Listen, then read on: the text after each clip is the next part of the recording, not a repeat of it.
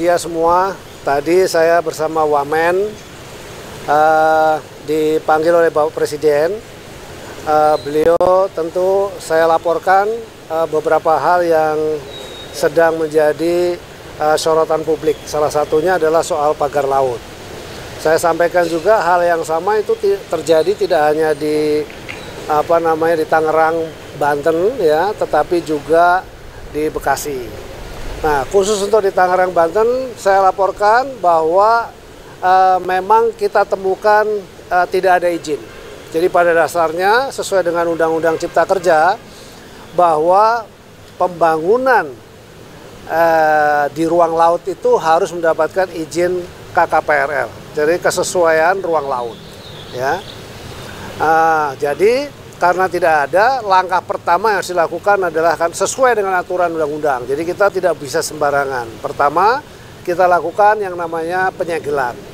Setelah kita lakukan penyegelan, kita identifikasi siapa yang punya. Kan pada saat kita lakukan penyegelan kan nggak tahu nih siapa yang punya. Ya, secara yuridis kan harus ada yang mengakui siapa yang punya dan seterusnya dan seterusnya dan seterusnya. Tadi saya mendapatkan press conference juga dari Menteri ATR BPN bahwa sudah ada sertifikat yang ada di dalam laut. Saya perlu sampaikan kalau di dasar laut itu tidak boleh ada sertifikat. Jadi itu sudah jelas ilegal juga. Nah, artinya memang ini kan dilakukan proses pemagaran itu tujuannya adalah agar tanahnya itu nanti naik. Semakin lama semakin naik, semakin naik. Jadi kalau ada ombak datang, begitu ombak surut, dia ketahan. Sedimentasinya ketahan. Boleh dibilang seperti reklamasi yang alami begitu, ya. Jadi nanti kalau terjadi seperti itu akan terjadi daratan dan jumlahnya tuh sangat besar. Tadi saya laporkan kepada Bapak Presiden dari 30 hektar itu kira-kira sekitar 30 ribuan hektar kejadiannya. Nah, kan itu sangat besar. Nah, di bawahnya ternyata menurut identifikasinya dari Pak Menteri ATR BPN itu sudah ada sertifikatnya. Yang atas nama siapa saya tidak hafal ya. Teman-teman bisa cek sendiri. Dan itu nanti tiba-tiba nongol tuh sertifikatnya tuh. Kalau sudah dia berubah menjadi daratan, itu nanti dia akan nongol sertifikatnya. Tapi bagi kami sekarang ini itu tidak berlaku. Kenapa? Karena pasti yang namanya kegiatan di ruang laut ya tidak boleh, harus ada izin.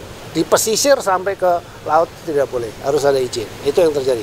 Tadi arahan Bapak Presiden satu, selidiki sampai tuntas secara hukum supaya kita harus benar koridor hukumnya. Apabila tidak ada itu harus menjadi milik negara. Nah, itu kasusnya seperti itu. Nah, karena kemarin juga ada pembongkaran yang dilakukan oleh TNI AL, maka tadi kita sudah koordinasi juga dengan Kasal. Tadi sudah rapat dengan Kasal dengan jajarannya. Tentu setelah kami dipanggil oleh Bapak Presiden ini kita juga akan koordinasi lagi dengan beliau. Dan kita sudah putuskan nanti hari Rabu kita akan berkumpul. Jadi tidak hanya TNI Angkatan Laut tetapi juga ya Bakamla juga kita ikutkan. Terus Baharkam kita, karena gini nggak ada yang ngaku. Dulu pernah ada dari media mengatakan bahwa dari IDX channel itu yang namanya Persatuan Nelayan Pantura gitu-gitu. Tapi kita panggil nggak ada yang datang tuh.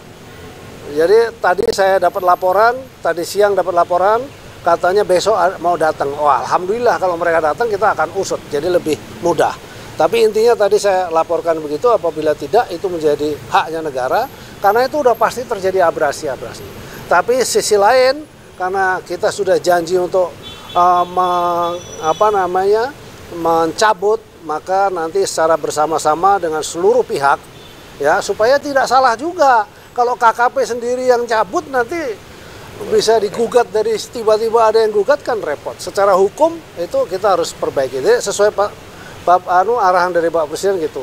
Pokoknya sesuai dengan koridor hukum dan kemudian saya bisa sampaikan di sini Rabu kita akan bersama-sama dengan seluruh pihak dan pada saat itu kita akan bongkar. Demikian.